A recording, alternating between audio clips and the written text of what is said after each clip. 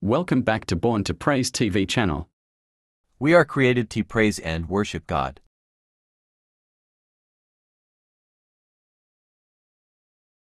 Dili nato ni misunderstood ha.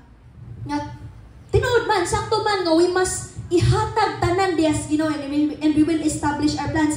What if imong plano kay hala murag nindot man ni nga murag baka kwarta man ko ani. Padayon ta ani. Mag-ampo pag yun ka. Katong meme sa Facebook. Sakto ba na Kristohanan mag-ampo kay para madaog sa scatter? Naay meme na nakatawa kayo ko. Gishare na sa akong classmate. Tarong ba nang mag-ampo para madaog sa sugal? Diba? It's daghan kayo ta nga mga plano nga dili kabuton sa Ginoo. So we must be careful of what we plan. Kung unsay ato nga gitinguha. Kay basin din na pagbuot sa Ginoo nya moin ka wala gini nimo gi-establish Lord. Kay di man mao. Wala lagi ko ni move forward ani Lord. Wala lagi ko ni succeed ani kay di man mao. Wala man na align sa will ni Lord. Wala man na natumong sa kabubuton sa Ginoo. Maong wala na establish ay napagpangutana. Kung nanagali, kung wala lagi ko ni succeed ani Lord, kay di na mao planos Ginoo. Ay nagpangutana. The Lord will establish everything according to His purpose. Matud pa sa pulong sa Ginoo, iyang pagbuot ang matuman. In Isaiah chapter 46, iyang pagbuot kanunay nga matuman. Isaiah chapter 46 verses 9. Asa to? Akong basahon tanan para makita na ko diri sa English. In Isaiah chapter 46. Mo ni moy amo nga word atong New Year. Isaiah chapter 46 verse 9. Remember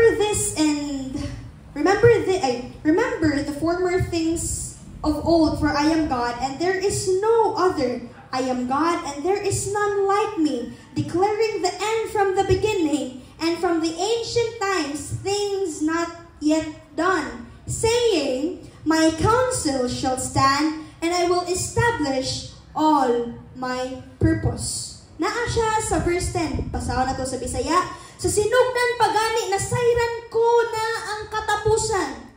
Og nahibaluan ko na ang sangputan, bisan kon wala pa mahitabo. Ipahayag ko nga dili gayon mapakyas ang akong mga plano, og tumanon ko ang tanan kong tuyo. Everything plano gyud sa Ginoo matuman. Plano, pagbuot sa Dios ang matuman kanunay. Sa tibuok kalibutan. You, me, the whole world, the plan of God will be accomplished. Last one. Sa ato nga pagkakristohanon, we must have strong partnership with God. Dili ma-accomplish ang pag-let go nimo igsoon. Dili mahimong ma-accomplish ang pag-embrace nimo, ang pag-face with confidence kung wala kay strong partnership with God. Kung wala kay strong relationship with Lord. Sa ato nga pagpangalagod, we must not be passive. We must be active in participating in God's work. Passive means dili lang ta magpawala-wala lang ba? For example, ang Ginoo, iya manggurong pagbuot ang matuman so di na lang kumulibok. Iya manggurong pagbuot ang matuman, all the plans of God is meant for good. Di na lang kumulihok. No! We must have a strong relationship with God in order for those points to be successful in our life. Kinahanglan natay lig-on nga relasyon diha sa Ginoo para katong pag-let go, pag-embrace o pag-face with confidence with God para mahimo tong successful. Kinahanglan lig-on atong relasyon diha sa Ginoo. Active ta sa pagpanlihok diha sa Ginoo. Active ta sa atong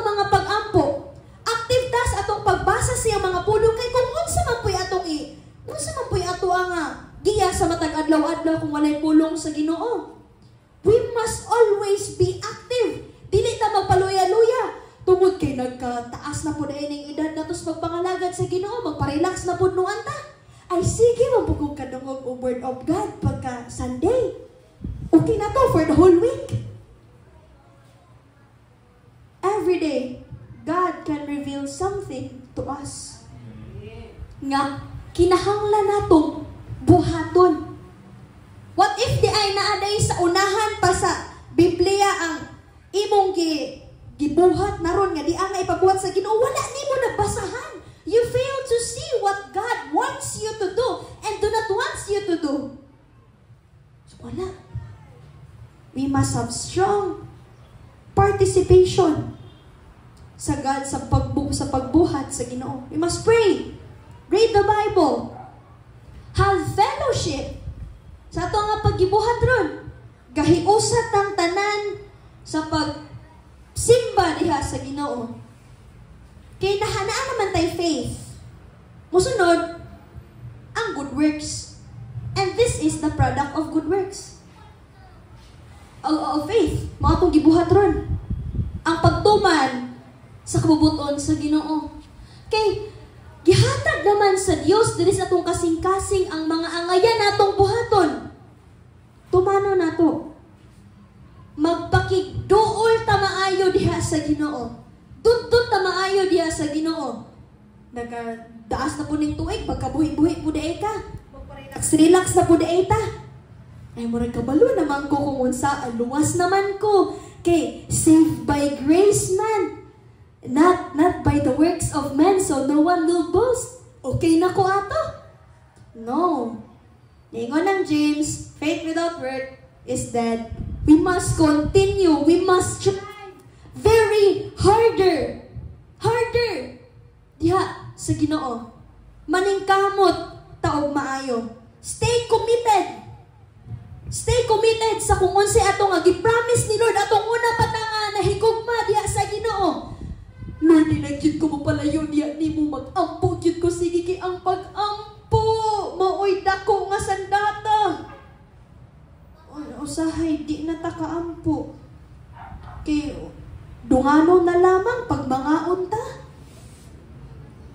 Ay, nag-pray naman mi ganinang nag-lunch me. Okay na to. No. Prayer must be included in our routine. Routine ba? Kadadlaw na itong gibuhat. Kasi ang pulong og tanan-tanan sa gimbuluhaton nato nga makapalig-on sa ato nga pagpakig-uban diha sa Ginoo. Maningkamot ta nga mabuhat mga. Dili ta magpa-relax. Dili na buluhaton man Kristo relax. We must be very active. Very active. Active ka nang dili lang sa Facebook. Active sa pagpangalagad sa Ginoo. So, for our conclusion, it is found in Philippians chapter 1 verse 6. Being confident to this, that he who began a good work in you will carry it on to completion until the day of Christ Jesus. Again, being confident to this. Confident kayo ning writer ani. That he who began a good work, si God, Jesus, in you, in us, you and me, will carry it on to completion until the day of Jesus Christ. So, unsa man ang unang nga gibuhat, began a good work. In the redemptive plan of God, Christ died for us. That was the beginning of God's work for you and me. Para kitang tanan makabaton og kinabuhing walay katapusan. Og ni saa din he confident nga kini pagadad-on hangtod sa pagbalik ni Ginoong Hesus. Kini nga plano pagadad-on hangtod sa pagbalik ni Ginoong Hesus. So all throughout, hangtod sa wala pa naabot si Ginoong Hesus. Kanunay nga ang plano sa Dios mo'y magdala nato. Kanunay ang kamot Dios mo'y maggunit nato. kanunay ang purpose sa Ginoo mo'y matuman. God carried us through the whole year, all throughout our lives. And His grace sustained us hangtod karon. So, again, we must let go of the past, let go of the sins, let go of the griefs, let go of unforgiveness, embrace God's work. Let us embrace His plan that whatever happens in our life, we must stay in His presence, trusting everything that He is doing and able to do in our lives. Facing the new journey with confidence. Salig maayo sa Ginoo nga ang Dios may magapahiduna sa tanan. And that we must have a strong relationship with the Lord. Lig-on ang ato ang pakigrelasyon diha sa Ginoo. Dili pareha sa relasyon ining kalibutan nga mawala lamang. Apan lahi, dapat lahion nimo ang imong gugma diha sa Ginoo. Not like anything else here in this world. Let us pray. Hallelujah. Our God in heaven, Lord, we give you thanks for all you have done. Salamat ka noong ikaw ang Diyos. Tinuod nga wala gyud nimo kami pasag diwa mo kami biyai Ginoo. Tinuod kaayo imong mga saad, Lord. Ginoo, ikaw ang Diyos nga ganahan nga imong katawhan mahimo nga putli og balaan sa imong atubangan. Lord, we are not able to do this on our own, Lord. Busa tabangi kami Ginoo sa among mga pagkinabuhi. Aduna kami mga pagkulang Ginoo. Aduna kami Ginoo mga sala nga padayon gihapon namong gibuhat. Lord, help us to let go of these things, Ginoo. Help us, Lord, sa amo nga pag-move forward o bandiya kanimo, Ginoo. Amo nga talikdan ang mga butang nga wala makapahimuot diha kanimo, O Dios. O Ginoo, sa imong mga plano diri sa among mga kinabuhi, bisan naman sa among mga gitinguha, amo kanang gitukyan diha kanimo, Ginoo. That whatever future holds, Lord, ikaw ang Ginoo nga nasayod sa tanan. Unsa man ang naa, Ginoo, sa unahan, misalig kami, Ginoo, nga aduna kay dakong nga plano, either good and bad. We believe, Lord, that in the end, your purpose and your will prevail. Thanks for watching. Please don't forget to subscribe, like and bell all for more videos and updates. See you on my next video.